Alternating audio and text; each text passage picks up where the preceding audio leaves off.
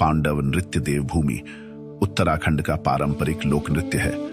पांडवगण अपने अवतरण काल में यहाँ वनवास, अज्ञातवास, शिवजी की खोज में और अंत में स्वर्गारोहण के समय आए थे। महाभारत के युद्ध के बाद पांडवों ने अपने विध्वंसकारी अस्त्र और शस्त्रों को उत्तराखंड के लोगों को ही सौंप दिया था और उसके बाद वे स्वर्गारोहिणी के लिए निकल पड़े थे। इसलिए अभी भी यहाँ के अनेक गांवों में उनके अस्त्र शस्त्रों की पूजा होती है और पांडव लीला का आयोजन होता है।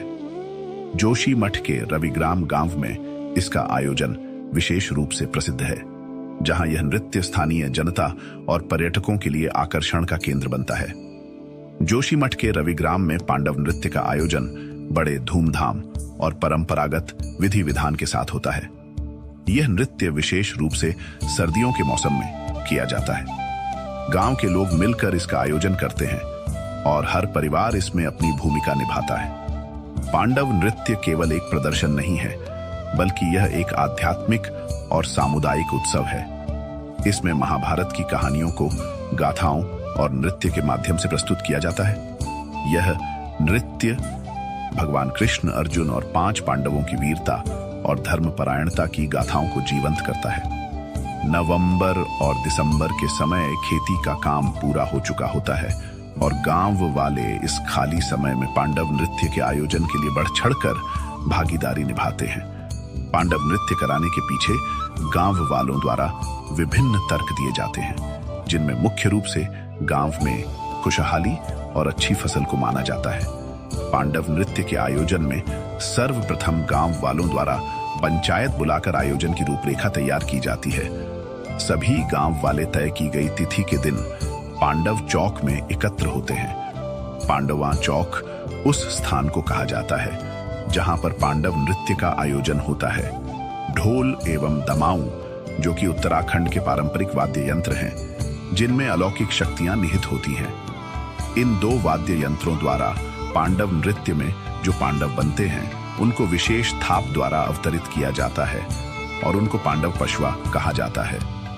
पांडव पशवा प्रायः उन्हीं लोगों पर आते हैं जिनके परिवार में यह पहले भी अवतरित होते आए हों।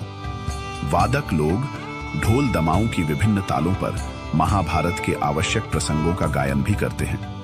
पांडव नृत्य का आयोजन धार्मिक, सांस्कृतिक और ऐतिहासिक महत्व के कारण किया जाता है। यह न केवल महाभारत के वीर पात्रों और उनकी कहानियों को जीवंत रखने का माध्यम है, बल्कि इसे मनाने के पीछे गहरे आध्यात्मिक और सामुदायिक कारण भी हैं।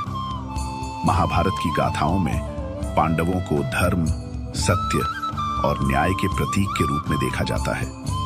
पांडव नृत्य के माध्यम से उन्हें श्रद्धांजलि अर्पित की जाती है और उनके गुणों का स्मरण किया जाता है। यह माना जाता है कि इस नृत्य के आयोजन से भगवान कृष्ण और पांडवों की कृपा मिलती है और गांव में सुख, समृद्धि और शांति बनी रहती है। पांडव नृत्य के आयोजन में भारतीय सेना बढ़ चढ़कर भागीदारी निभाती है और इस तरह के सांस्कृतिक कार्यक्रमों में सम्मिलित होकर अपने आप को गौरवान्वित महसूस करती है। पांडव नृत्य रविग्राम जोशीमठ की आत्मा है। यह न केवल धार्मिक आस्था का प्रतीक है, बल्कि एक ऐसा मंच है जो परंपरा, संस्कृति और सामुदायिक सरलता को जीवित रखता है। इस प्रकार के आयोजन न केवल हमारी धरोहर को संरक्षित करते हैं, बल्कि आने वाली पीढ़ियों को भी प्रेरणा देते हैं। धन्यवाद।